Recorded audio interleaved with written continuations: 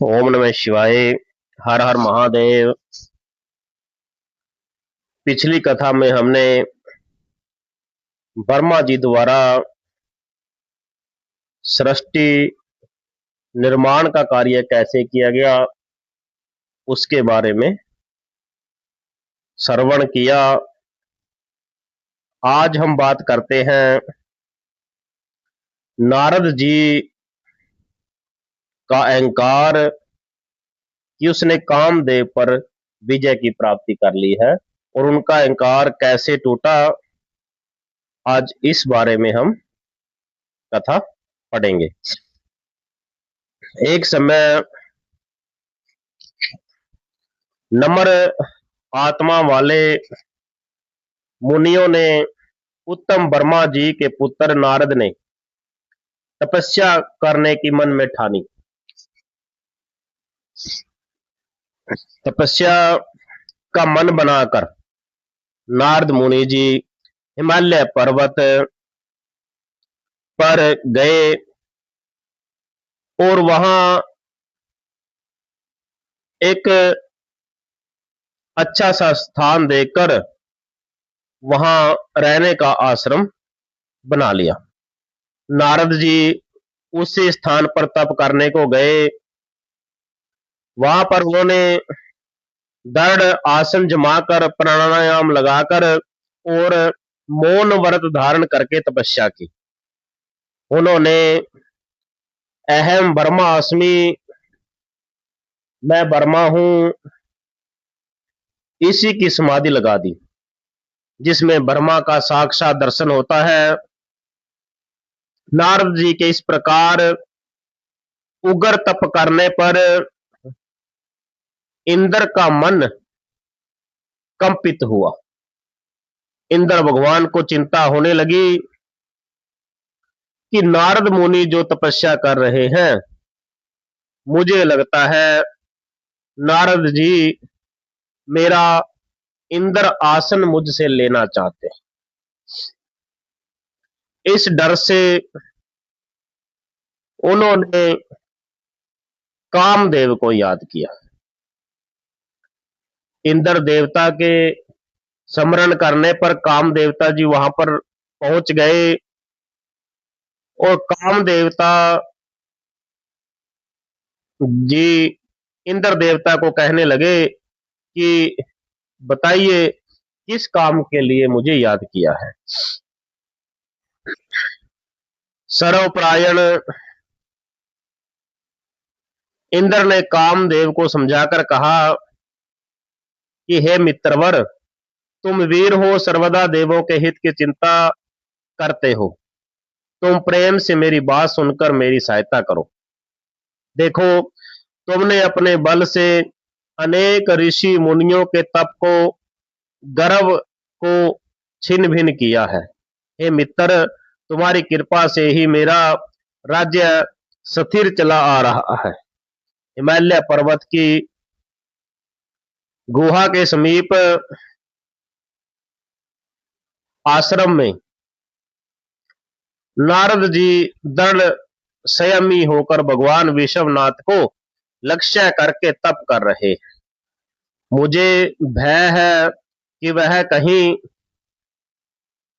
वर्मा जी से मेरे राज्य की याचना न कर बैठे, इसलिए तुम अभी वहां जाओ और उनके तप में विघ्न डालो, उनके तप को भंग करो, जिससे उनका तप सफल नहीं हो पाएगा। इतनी बात सुनकर कामदेव जी ने कहा ठीक है। इंद्र की आज्ञा पाते ही कामदेव अपने मित्र बसंत को अपने साथ लेकर अभिमान के साथ उस स्थान पर पहुंच गए और विघ्न डालने के उपाय करने लगे। नारद जी के सम्मुख काम ने और उनके मित्र बसंत ने अनेक प्रकार की मनमोहनी कलाएं, श्रृंगार रस के हाव भाव प्रदर्शित किए, परंतु नारद जी के मन को कोई भी कला विकृत नहीं कर सकी। उनकी भक्ति में विघ्न किसी प्रकार से भी नहीं आया। काम देवता उनकी भक्ति में विघ्न डालने में असफल रहे।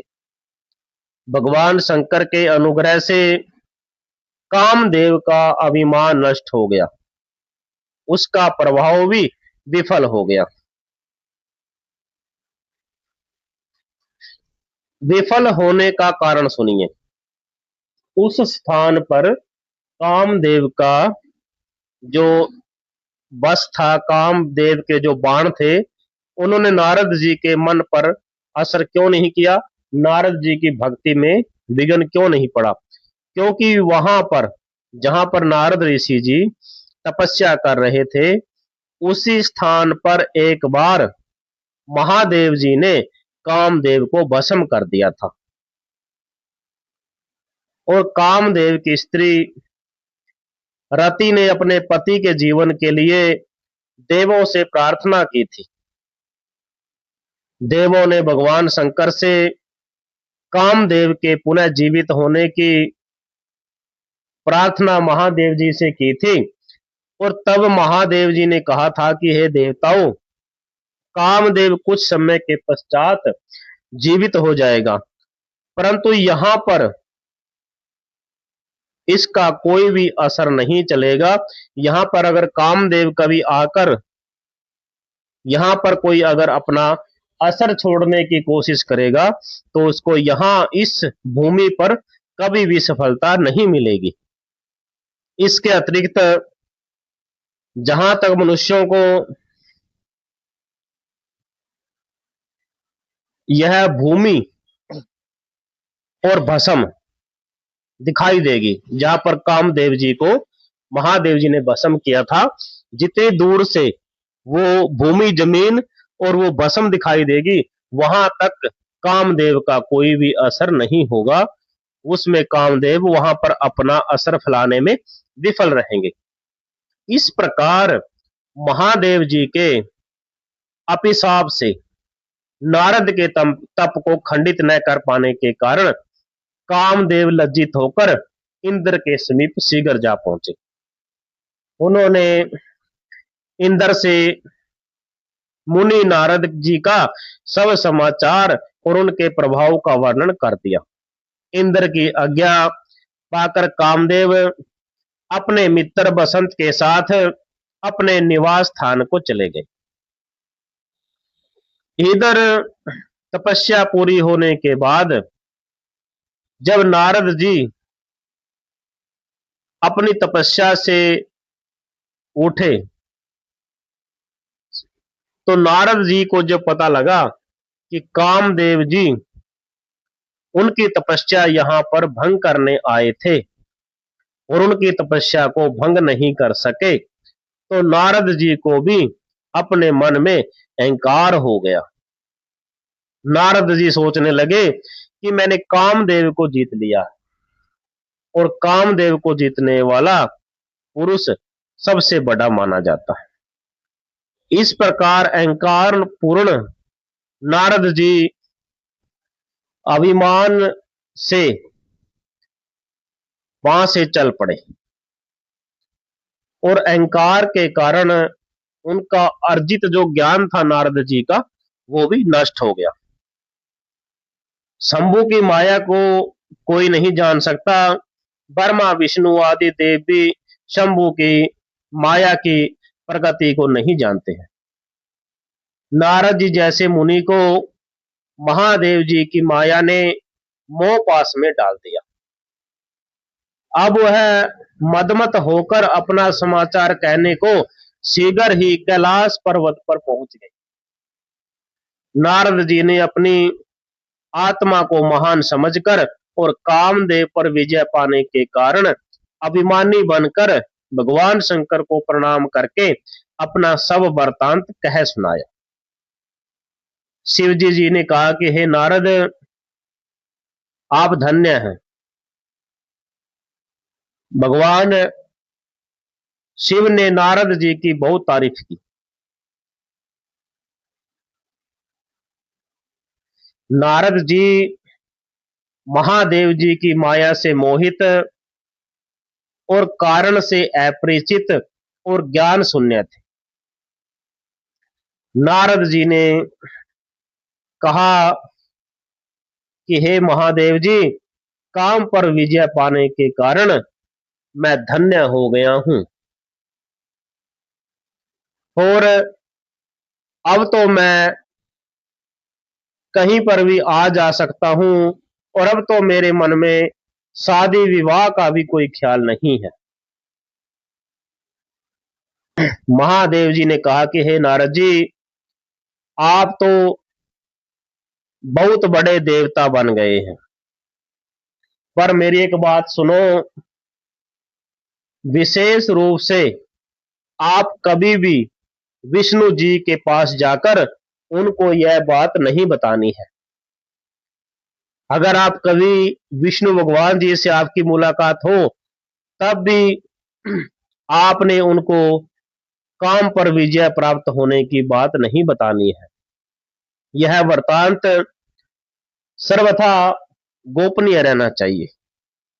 कभी किसी के सामने न कहना, तुम मेरे अधिक प्यारे हो, इसलिए मैं तुमको शिक्षा देता हूं, क्योंकि तुम विष्णु भगत हो और उनके भगत होते हुए भी मेरे अधिक अनुयायी हो। इस प्रकार महादेव जी ने नारद जी को किसी को न बताने के लिए कहा और इस आदेश को सुनकर नारद जी के मन में शंका पैदा हो गई। उन्होंने सोचा कि मेरा काम पर विजय पाने का जो खुशी मेरे को है, उससे सभी लोग जलते हैं। इसलिए महादेव जी बोल रहे हैं कि आप किसी को मत बताना। महादेव जी से विदा लेने के बाद नारद जी ब्रह्मा लोक हो गए। उन्होंने ब्रह्मा जी को प्रणाम करके अपने तप बल से कामदेव पर विजय के बारे में कहा। ब्रह्मा जी ने नारद की बात सुनकर महादेव जी के चरण कमल का स्मरण करके और सब कारण जानकर अपने पुत्र नारद से पूर्वोक्त वृत्तांत के विषय में निषेध कर दिया।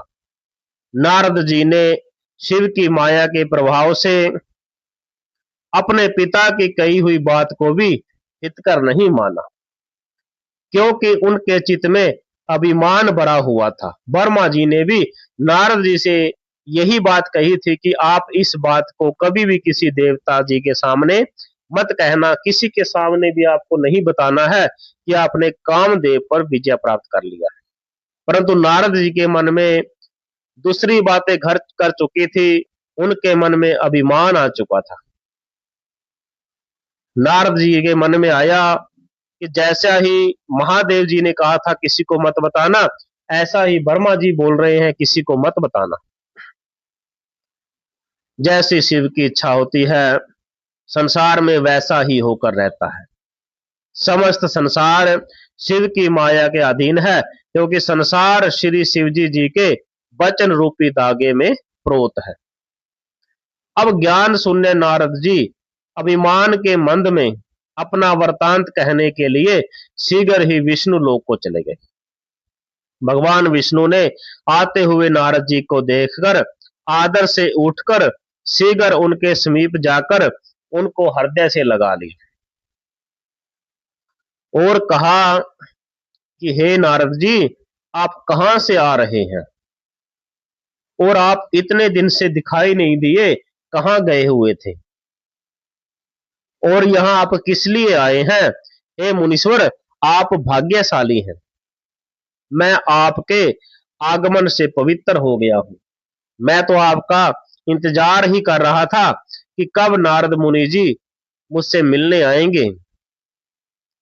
इस प्रकार के बातें सुनकर नारद जी के मन में और भी अहंकार आ गया। नारद जी कहने लगे,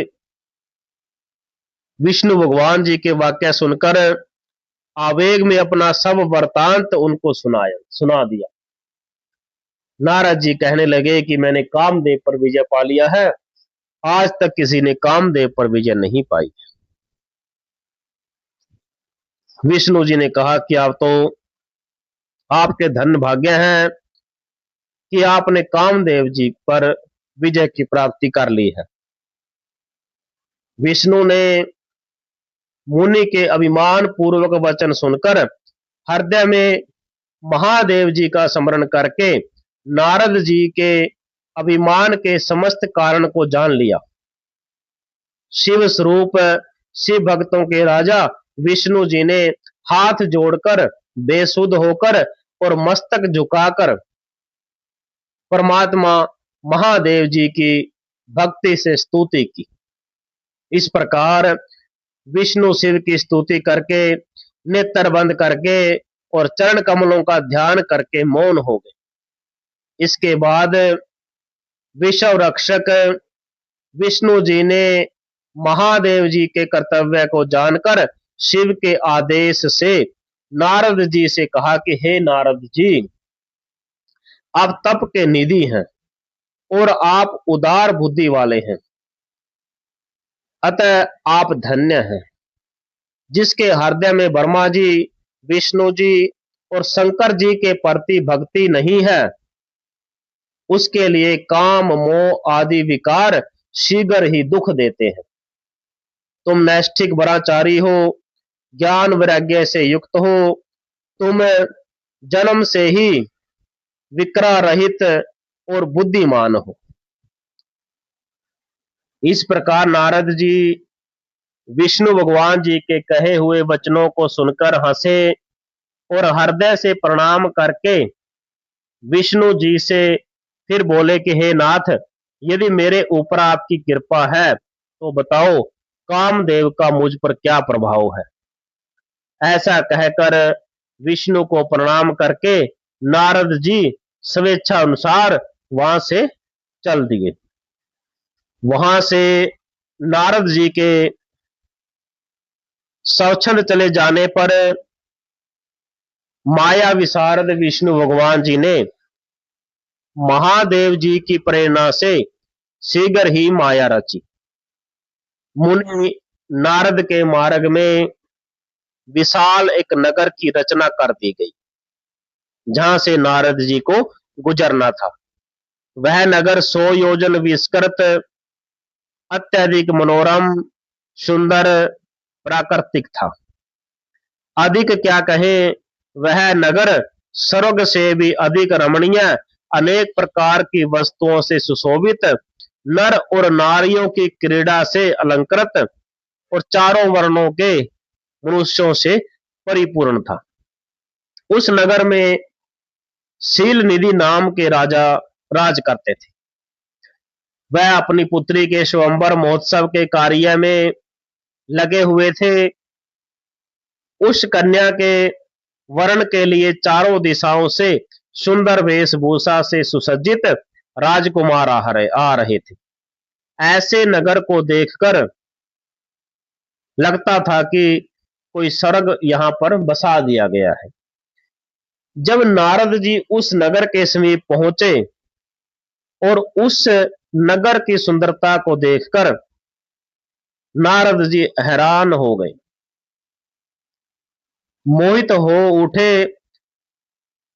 और जब उन्होंने सभी बातों के बारे में किसी से पूछा कि यहाँ पर क्या कार्यक्रम हो रहा है, तो कामदेव से पीड़ित और कौतुक से आक्रांत होकर नारद जी राजा के द्वार पर जा पहुंचे। जब नारद जी को पता लगा कि यहाँ एक सुंदर कन्या का स्वयंवर रचा जा रहा है, तो नारद जी वहां पर पहुंच गए। शील निधि राजा ने नारद जी को देखते ही अपना रत्न जड़ित सिंहासन दिया और उसकी अर्चना की। राजा जी ने श्रीमती नाम की अपनी कन्या लाकर नारद जी के चरणों में प्रणाम करवाया। कन्या को देखकर नारद आश्चर्य में पड़कर बोले कि राजन, देव कन्या के समान महाभाग्यशाली यह कन्या किसकी है। नारद जी की बात सुनकर राजा ने हाथ जोड़कर कहा कि हे मुने, यह मेरी पुत्री है, इसका नाम श्रीमती है। वर का वरण करने के लिए स्वयंवर का आयोजन हो रहा है। अब आप जातक के अनुसार इसके भाग्य के विषय में कहिए और इसको कैसा वर मिलेगा यह भी कृपा बताइए।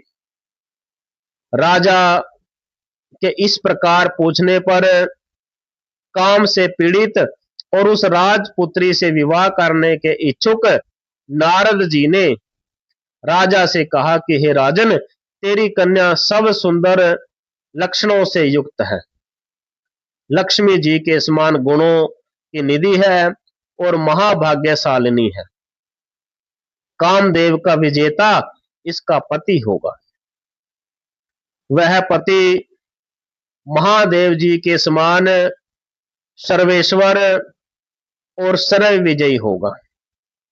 स्वच्छंद भ्रमण करने वाले नारद जी राजा से इस प्रकार कहकर और आज्ञा लेकर चल दिए। देखो, नारद की स्थिति बड़ी ही विचित्र हो गई। वह महादेव जी की माया से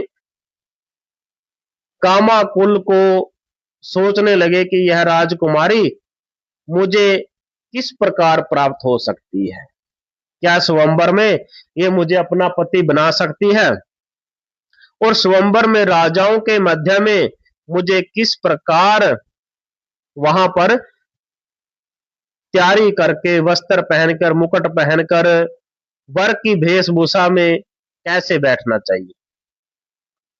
नारद जी सोचने लगे कि सौंदर्य ही समस्त स्त्रियों को प्रिय होता है। सुंदरता को स्त्रियां पसंद करती हैं, उसको देखकर वह प्रसन्न होगी और निसंदेह वर के रूप में मुझे ही चुना जाएगा। ऐसा सोचकर कामाकुल नारद विष्णु जी का रूप धारण करने को शीघ्र ही विष्णु भगवान की भक्ति करने लगे। वहीं पर बैठकर उन्होंने विष्णु भगवान जी को याद किया। अपने मन के अनुसार उन्होंने विष्णु भगवान जी को प्रणाम किया और बोले कि मैं अपना वृतांत आपसे एकांत में कहूंगा। महादेव जी की माया के अनुसार कार्य करने वाले विष्णु भगवान जी ने कहा कि ठीक है नारद जी, आप कहिए क्या कहना चाहते हैं। नारद जी ने विष्णु भगवान जी से कहा कि आपका राजा शील निधि धर्मपरायण है, उसकी पुत्री श्रीमती वर की इच्छा से स्वयंवर में जाने वाली है। वह विशाल नेत्र वाली, जगत की मोहिनी और त्रिलोकी में अधिक सुंदर है। हे भगवान, मैं अब ही उसके साथ शीघ्र विवाह करना चाहता हूं। वह आपके रूप के बिना मेरे कंठ में जयमाला नहीं डालेगी, अतः हे नाथ, मुझको आप अपना रूप दे दीजिए। मैं आपका प्रिय सेवक हूं। भगवान विष्णु नारद जी का वृतांत सुनकर हंसने लगे। उन्होंने महादेव जी की माया को समझ लिया और नारद जी से कहा कि आप अपने अपेक्षित स्थान को जाएं, मैं तुम्हारा हित करूंगा, आप स्वयंवर में जाकर वहां पर बैठ जाएं। इस प्रकार कहकर विष्णु जी ने नारद जी को हरि यानी कि बानर का रूप दे दिया। उन्होंने यह भी कहा कि मैंने अपना रूप दे दिया। यह कहकर विष्णु जी अंतरहीन हो गए। अब तो नारद जी विष्णु भगवान जी का रूप पाकर बहुत ही खुश हुए। उन्होंने अपने आप को कृतार्थ समझा एवं शीघ्र ही राजपुत्रों से घिरे हुए स्वयंवर में जा पहुंचे और वहां बैठकर सोचने लगे कि राजकुमारी प्रसन्नता से निश्चय ही मुझे ही वर के रूप में चुनेगी, क्योंकि मेरा रूप भगवान विष्णु जैसा है। वह सब मनुष्यों ने नारद जी के पूर्व रूप को देखा था, परंतु अब वे राजकुमार उस भेद को नहीं समझ सके। स्वयंवर में नारद जी की रक्षा के लिए ब्राह्मण का रूप धारण किए हुए महादेव जी के दो गण गुप्त रूप से वहां पर बैठे हुए थे, और दोनों ही गण उस रहस्य को जानते थे। वे दोनों नारद को जी को देख रहे थे और उनके समीप जाकर बैठे थे। नारद जी को देखकर उनको हंसी आ रही थी। नारद जी तो केवल राजकुमारी को प्राप्त करने की इच्छा से उसी की ओर ध्यान मगन थे। इसी समय राजकुमारी विवाह की सभी सामग्रियों को धारण करके महिलाओं के साथ स्वयंवर मंडप में पधारी। वह स्वयंवर में लक्ष्मी जी के समान शोभा पा रही थी। वह अपने अभीष्ट वर की खोज में माला लेकर समस्त सभा में घूम रही थी। उसने एक मुनि को देखा जिसका मुख वानर जैसा है और देह भगवान विष्णु जैसी है। उसको देखते ही राजपुत्री को क्रोध आ गया। उसने उस मुनि की ओर से दृष्टि हटा ली और वह आगे की ओर चल दी। सभा में इच्छित वर को न देखकर राजकुमारी ने किसी के कंठ में भी माला नहीं डाली, क्योंकि स्वयंवर में उसको कोई भी राजकुमार पसंद नहीं आया। इसी समय राजा की वेशभूषा पहनकर उस स्वयंवर में भगवान विष्णु जी आए। कोई भी उनको देख न सका, केवल राजपुत्री श्रीमती ही उनको देखने में सफल हुई। तब उसने विष्णु जी को देखते ही उनके कंठ में जयमाला अर्पण कर दी। अब राज रूपधारी विष्णु जी राजकुमारी जी को लेकर अंतर्हित हो गए और शीघ्र अपने स्थान पर जा पहुंचे। समस्त राजकुमार श्रीमती जी की ओर से निराश होकर चले गए, क्योंकि उन्होंने आए हुए किसी भी राजा को पसंद नहीं किया था।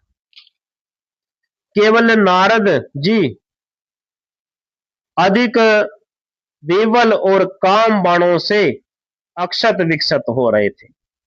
उसी समय रुद्र जी के दोनों गणों ने नारद जी से शीघ्र कहा कि हे नारद मुनि जी, तुम कामासक्त होकर श्रीमती की प्राप्ति हेतु इतने उतावले क्यों हो रहे थे? आप इतने सुंदर भी नहीं हो जितना आप अपने आप को समझ रहे हो। सबसे पहले आपको अपना मुख देखना चाहिए। आपका मुख बानर जैसा है।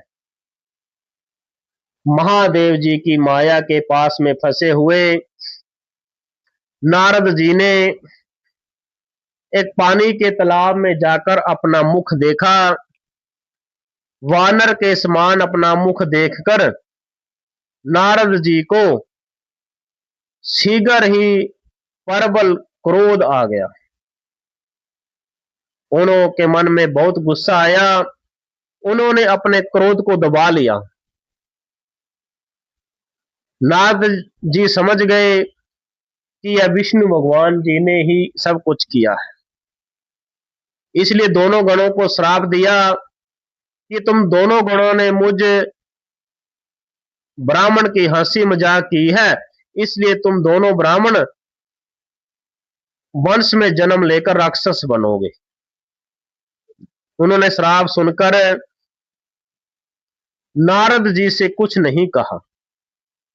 वे दोनों नारद जी के मोह से परिचित थे। वे शिव की इच्छा को प्रबल मानकर नारद जी की स्तुति करने लगे। माया मोहित क्रोध में नारद जी दोनों गणों को उचित श्राप देकर फिर जल के समीप गए। उन्होंने जल में फिर अपना दूसरी बार मुख देखा, दूसरी बार फिर अपनी वानर जैसी करती देखी। महादेव जी की इच्छा से विष्णु जी ने नारद के साथ छल किया, किंतु नारद जी को तब भी पता नहीं चला। वह महान क्रोध करते हुए विष्णु लोक को चले गए और जलती हुई अग्नि के समान क्रोध में भरकर भगवान विष्णु जी से व्यंग्य पूर्वक वचन करने लगे कि हे हरि, तुम बड़े दुष्ट और कपटी हो, संसार को छल से मोहित करते रहते हो, तुम्हारा हृदय मलिन है, तुम दिल के साफ नहीं हो, तुम दूसरों के सुख एवं उत्साह को देखकर सह नहीं सकते हो, तुम मायावी हो, तुमने समुद्र मंथन के समय मोहिनी स्त्री का रूप धारण करके दैत्यों के साथ कपट किया। वेदों के रचयिता आप हैं, आपने वेदों में ब्राह्मण को सर्वोच्च कहा है, इसको जानकर ही मैं आज वेदों के बल पर ही तुमको शिक्षा दूंगा, जिससे भविष्य में कभी भी कोई ब्राह्मण के साथ छल कपट भरा व्यवहार न करे। अब तुम अपने किए हुए कर्म का फल प्राप्त करोगे। ऐसा कहकर नारद जी ने अपने ब्रह्मा तेज को प्रदर्शित करते हुए क्रोध के आवेश में आकर भगवान विष्णु को श्राप दे डाला और कहा कि तुमने स्त्री के लिए मेरे मन को दुखी किया है और व्यथित किया है, तुमने समय मेरे साथ छल किया है, अतः हे विष्णु जी, तुम इसी रूप में मनुष्यों के राजा बनोगे और दुख कलेशों से पीड़ित रहोगे। जिस स्त्री को तुमने स्वयंवर में रचा है और स्वयंवर चाहकर तुम जिसको लेकर आए हो, उस ही स्त्री के वियोग में जंगलों में भटकते रहोगे। इस प्रकार नारद जी का श्राप सुनकर भगवान विष्णु जी नारद जी से हाथ जोड़कर प्रार्थना करने लगे कि हे नारद जी, आप इतना बड़ा श्राप हमको मत दीजिए, हमको माफ कर दीजिए। आपने तो हमको बहुत ही बड़ा श्राप दे दिया। जब नारद जी का मन थोड़ा शांत हुआ और उनका मन में उनको पता लगा कि उनको पछतावा हुआ कि मैंने विष्णु भगवान जी को श्राप दे दिया है, श्राप को काटा नहीं जा सकता, श्राप को कम किया जा सकता है। उन्होंने विष्णु भगवान जी से कहा कि हे विष्णु भगवान जी, मैं श्राप को तो पूरी तरह खत्म नहीं कर सकता, पर इस श्राप के साथ साथ मैं आपको एक आशीर्वाद और देता हूं कि आपने मेरा मुख बानर जैसा बनाया है, इसलिए जब आप उस स्त्री के लिए जंगलों में भटकते फिरोगे तो वो बानर ही आपकी सहायता करेंगे। इसके अतिरिक्त तुम स्त्री के विरह में अत्यंत दुखी रहोगे और तुम अज्ञान के कारण मनुष्य जैसी दशा को प्राप्त करोगे। इस बाती नारद ने मोह से विष्णु जी को श्राप दिए।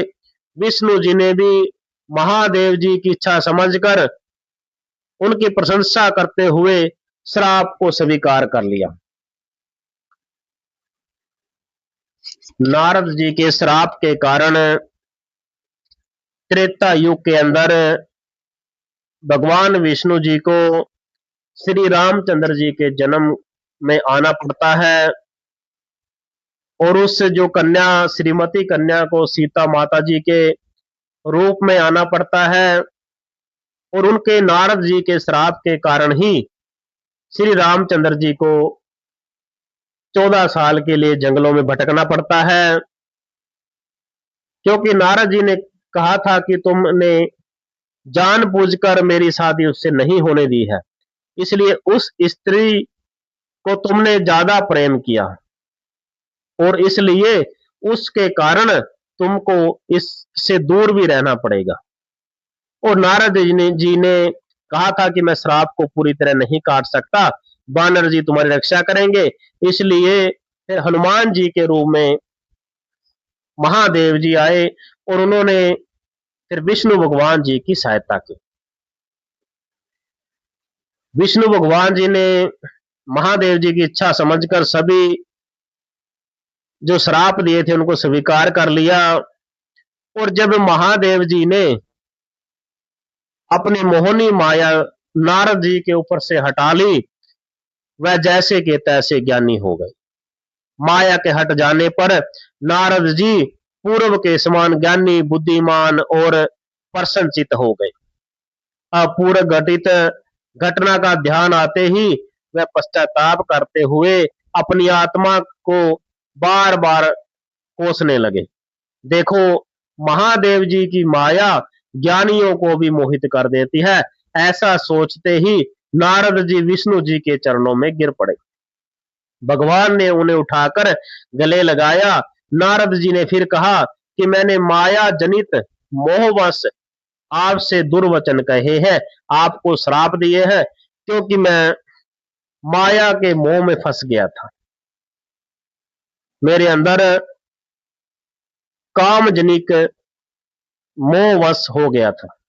मैंने आपको श्राप भी दे डाला, प्रभु उस श्राप को मिथ्या कर दीजिए। नारद जी कहने लगे विष्णु भगवान जी से, आप उस श्राप को काट दीजिए।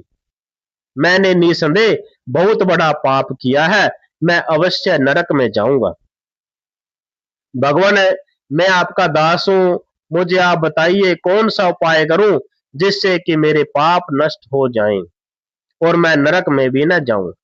भगवान विष्णु जी बोले कि हे मुनि नारद, आप कोई चिंता न करें, यह आपका श्राप नहीं है, अपितु मेरे लिए वर है, इसमें संदेह नहीं है। हे नारद जी, मैं निश्चय ही आपके हित की बात कर रहा हूं, आप उसे सुनिए। महादेव जी द्वारा सबका कल्याण होता है और महादेव जी तुम्हारा भी कल्याण करेंगे। तुम नरकगामी नहीं होगे। तुमने माया के पास में फंसकर महादेव जी के वाक्य को झूठा किया है। उस महादेव जी ने तुमको ऐसा फल दिया है, क्योंकि जहां पर तुम तपस्या कर रहे थे उस स्थान पर महादेव जी ने कामदेव जी को भस्म कर दिया था। पर जब आप महादेव जी के पास गए, महादेव जी ने आपको समझाया, पर आपने महादेव जी की बात नहीं मानी, इसलिए इतना कुछ घटित हो गया। यह सब काम शिव की इच्छा से ही हुए हैं। तुम इस प्रकार अपनी बुद्धि को निश्चित कर लो। परमात्मा महादेव जी अभिमानियों के अभिमान का नाश करते हैं। वह परम ब्रह्मा परमात्मा है, सच्चिदानंद है, निर्गुण है, निर्विकार है और तीनों गुणों से पृथक है।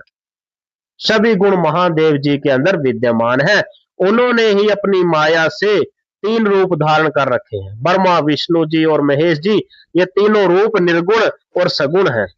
शिव निर्गुण है, वह परम ब्रह्मा परमात्मा है। महादेव इस शुभ नाम से प्रसिद्ध है। उनकी सेवा से ही ब्रह्मा जी संसार की रचना करते हैं और मैं यानी विष्णु भगवान जी उन्हीं की प्रेरणा से संसार की रक्षा करता हूं। वही शिव समय रुद्र का रूप धारण करके समस्त संसार के सहारक है। फिर वही शिव के रूप में माया से पृथक होकर निर्गुण हो जाते हैं। अधिक क्या कहें, वे स्वेच्छाधारी हैं। जो उनके मन में इच्छा होती है वो करते हैं। भक्तों पर कृपा करने वाले और सारिया लीलाओं को रचने वाले महादेव जी हैं। इसलिए हे नारद जी, तुम अपने हृदय से सब प्रकार के संशयों को दूर करके भगवान शंकर जी के उत्तम यश का गान करो। महादेव जी ने समय श्राप न देकर तुम्हारे मुख से ही मुझे श्राप दिलवाया है। इस प्रकार महादेव जी ने संसार में समय अपने चरित्र को प्रकट किया है। वह मृत्यु को जीतने वाले हैं, काल के काल हैं और भक्तों के उद्धार में सदा संलग्न रहते हैं। महादेव जी की पूजा में पूर्ण विश्वास रखने वाले भक्तों को सभी प्रकार के फल शीघ्र मिल जाते हैं। समस्त वेदों में शिव की पूजा ही बताई गई है और शिव भगवान जी की पूजा का बहुत सा वर्णन मिलता है। पार्वती माता सहित भगवान शंकर का नित्य भजन करो।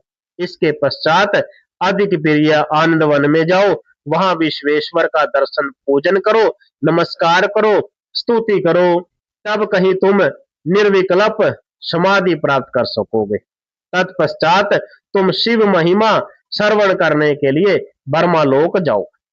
इस प्रकार विष्णु जी ने प्रसन्नता से नारद जी को उपदेश दिया और शिव को स्मरण करके, प्रणाम करके और स्तुति करके वह अंतर्ध्यान हो गए।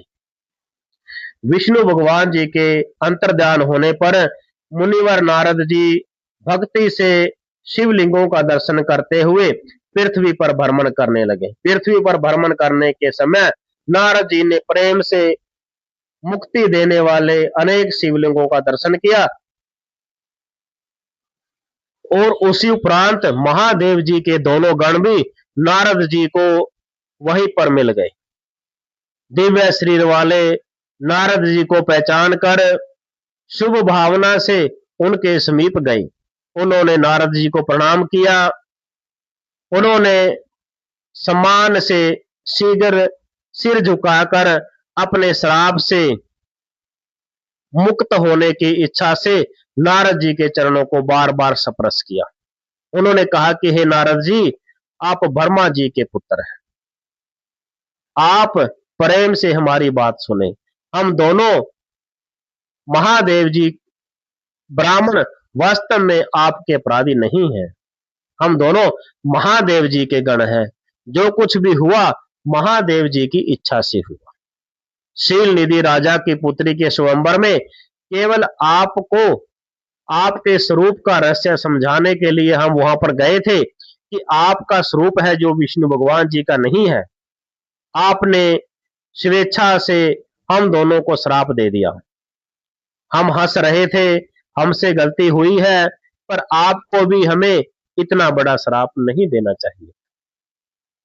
वहां पर कुछ समय जानकर मौन रहना ही जीवन यानी उचित समझा। इससे किसी का भी दोष नहीं है। हमने जैसा किया वैसा फल हमने पा लिया है। हे प्रभु नारद, अब आप प्रसन्न होकर हम पर कृपा कीजिए। दोनों गणों की भक्ति से भरी वाक्य वाणी को सुनकर नारद जी को पछतावा हुआ। फिर प्रेम से उनसे कहा कि हे सज्जनों के पूज्य गणों, तुम दोनों मेरे सुखदायक मोह से रहित और सत्य वचन सुनो। देखो, पूर्व में स्वेच्छा के कारण मेरी बुद्धि निश्चय ही भ्रष्ट हो गई थी, अतः मोह जाल में पड़कर मैंने आप दोनों को श्राप दे दिया। यद्यपि मेरा श्राप असत्य नहीं होगा, तथापि मैं श्राप के उद्धार के बारे में बताता हूं। अब आप दोनों मेरे पाप को अक्षमा करें। तुम दोनों मुनि के वीर्य से राक्षसी महिला के उदर से जन्म लोगे। तुम दोनों ऐश्वर्य से युक्त बलशाली और प्रतापी होगे। इतना ही नहीं, शिव के परम भगत, जितेंद्रिय और समस्त ब्रह्मांड के राजा बनोगे। शिव जी के अन्य शरीर से मर्यादा पुरुषोत्तम रामचंद्र जी के करों से तुम्हारी मुक्ति होगी। फिर कहीं छुटकारा पाकर अपने स्थान पर लौटकर आओगे। सूत जी ने कहा कि दोनों गण इस प्रकार नारद जी की बात सुनकर प्रसन्नचित्त होकर अपने स्थान को चले गए। इधर नारद जी भी प्रसन्न होकर एकाग्र मन से महादेव जी का ध्यान करते हुए निरंतर शिव तीर्थों का अवलोकन करते हुए भूतल पर घूमने लगे।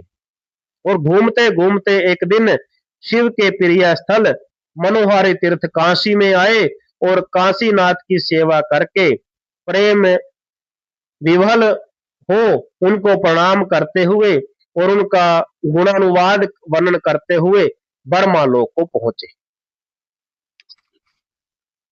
ब्रह्मा जी को भी उन्होंने सभी बातें विस्तार से बताई कि किस प्रकार स्वयंवर रचा गया, किस प्रकार विष्णु भगवान जी द्वारा धोखा किया गया, किस प्रकार उनका बानर का मुख बना, कैसे विष्णु भगवान जी को श्राप दिया और कैसे महादेव जी के दो गण थे उनको श्राप दिया, क्योंकि महादेव जी के जो दो गण थे उनको श्राप दिया गया था कि तुम राक्षस कुल में पैदा हो जाओगे। इस प्रकार ब्रह्मा जी ने कहा कि हे त्रेता युग में रावण और कुंभकर्ण के रूप में महादेव जी के जो दो गण थे उनको नारद जी के श्राप के कारण जन्म लेना पड़ा, और फिर उन्होंने उनको आशीर्वाद भी दिया कि स्वयं विष्णु भगवान जी तुम्हारा उद्धार करेंगे। इस प्रकार ब्रह्मा जी ने कहा कि हे नारद जी, महादेव जी की माया को विष्णु भगवान जी और मैं यानी कि ब्रह्मा जी भी नहीं जानते, तुम उसको कैसे जान सकते हो? उसकी माया को आज तक कोई नहीं जान सका, जैसा महादेव जी चाहते हैं वैसा वो करते हैं। इस प्रकार नारद जी ने कहा कि हे ब्रह्मण, तुम जगत के प्रभु और ब्रह्मा के स्वरूप के जानने वाले हो। मैंने आपके अनुग्रह से विष्णु का महात्म्य, भक्ति का मार्ग, ज्ञान मार्ग, तपो मार्ग और दान तीर्थों का मार्ग सुना है, किंतु मैं शिव तत्व को नहीं जान पाया हूँ, न उनकी पूजा को ही जान पाया हूँ। और अब आप कृपा करके उनके अनेक चरित्रों का वर्णन कीजिए, साथ ही उनके स्वरूपों, उनकी दयालुता, गृहस्थ जीवन चरित्र तथा भगत वत्सला के साथ साथ उन ब्रह्मा जी ने विष्णु जी, महेश जी स्वरूप की एकात्मकता के विषय में सब कुछ नारद जी को बताया। सृष्टि कहाँ से शुरू हुई, कैसे सृष्टि को सजाया गया, सब कुछ नारद जी को शिव जी के चरित्र के बारे में सुनाया गया। नारद जी को हर एक प्रकार की कथा, भजन, कीर्तन ब्रह्मा जी द्वारा नारद जी को श्रवण कराए गए। बोलिए ओम नमः शिवाय, हर हर महादेव।